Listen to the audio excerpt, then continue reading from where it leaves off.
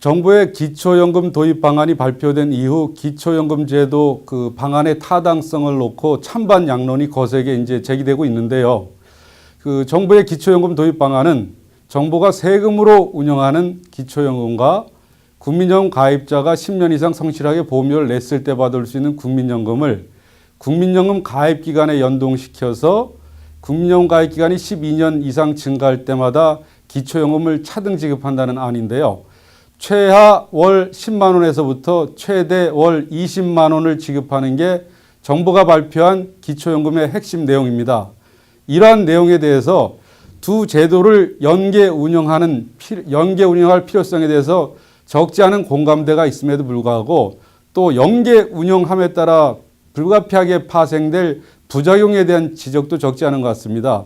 그런 관점에서 짚어보면 일단 지금 현재는 65세 이상 어르신이 613만 명에 불과하지만 2060년경 되면 1700만 명 이상으로 늘어납니다. 그래서 연계 운영을 하지 않을 경우 장기적인 관점에서 기초연금 소요 재원이 너무나 많이 증가하고 그에 따른 재원 조달 어려움 또 후세대 부담이 너무 증가한다는 차원에서 국민연금과 기초연금을 연계 운영하는 어떤 취지 자체는 굉장히 좋은 취지가 있다고 볼 수가 있겠습니다.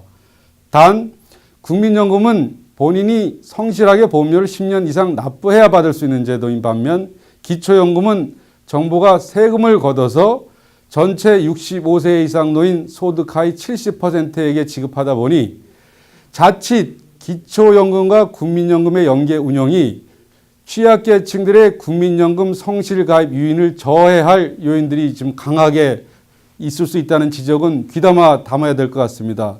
예를 들면 저소득계층 월 100만 원인 가입자가 20년 꼬박 보험료를 9만 원 내서 받을 수 있는 연금액이 월 32만 원 정도 되는데요.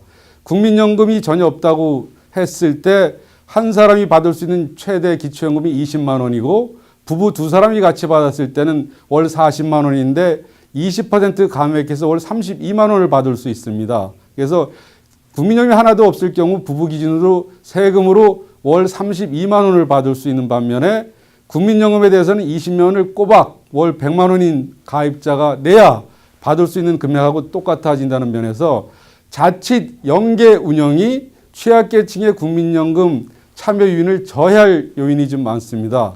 이런 부분에 대해서 전문가나 언론의 비판이 적지 않다는 점에서 국민연금과 기초연금을 연계 운영하는 그 기본 취지는 적극 살리되 우리가 예상치 못하게 나타날 부작용을 최소화할 수 있는 방향으로 이미 제정된 기초연금법을 좀 보완하는 쪽으로 가는 게 바람직해 보입니다.